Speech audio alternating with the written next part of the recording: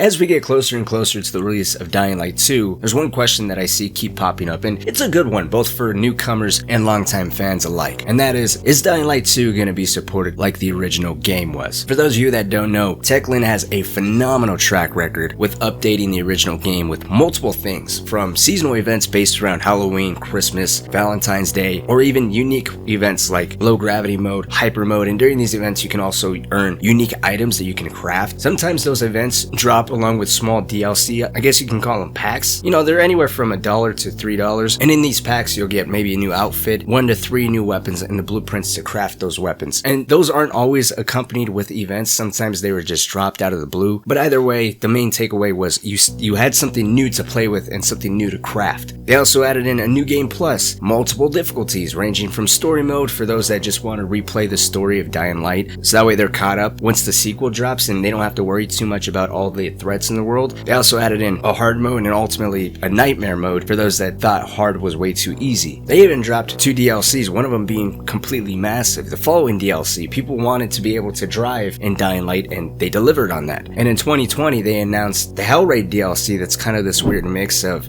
Doom and Dark Souls inspired, at least thematically. And while it didn't receive exactly a warm welcome at launch, you know, it was something new to keep us preoccupied until this game finally launched. But anyways, with all of that in mind, what's it looking like with Dying Light 2? Is it going to be supported in the exact same way? Yes, pretty much. Yesterday, Techland came out and announced that they have 5 years of Dying Light 2 planned, ranging from events, new locations, stories, and of course in-game items. And this isn't counting what we already know we're receiving, which are 2 major story DLC expansions, and we know that courtesy of the season pass. And with that, 2 full-blown story expansions was big enough, but Techland has 5 years planned with new events which they'll probably follow the theme of some of them being around seasons like Christmas and Halloween. I really hope they bring back things like low gravity mode and hyper mode, because something I loved the most about the original game was even though the story was plausible, you know, there's some realism involved, it still accepts the fact that it's a video game and embraces that, and I hope the sequel really does that. While the world and the events are all still believable and plausible, certain blueprints just allow you to do the craziest shit that just embraces the fact that it's a video game. In-game items can be anything from blueprints, new weapons. We do know that outfits this time around, because this game is an RPG, actually has an impact because each item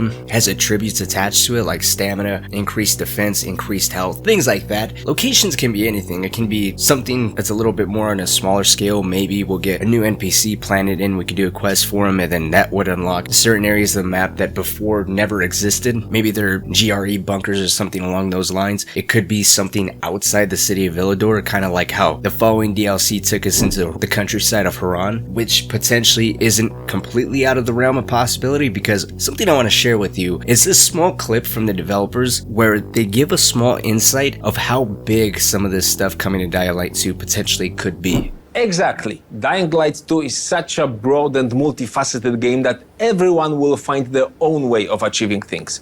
But for sure, this is not a typical survival game where you manage food and resources and build shelters. No, it's not. But this is not completely off the table, because we might think about it post-launch. Survival games aren't completely my cup of tea. You know, I don't really invest too much time into that type of genre. I'm more first-person shooters, third-person shooters, action-adventure games. But regardless of what, a game mode based around the survival elements of Dying Light 2 is kind of nuts. That means by itself, that game mode will ultimately change your entire experience.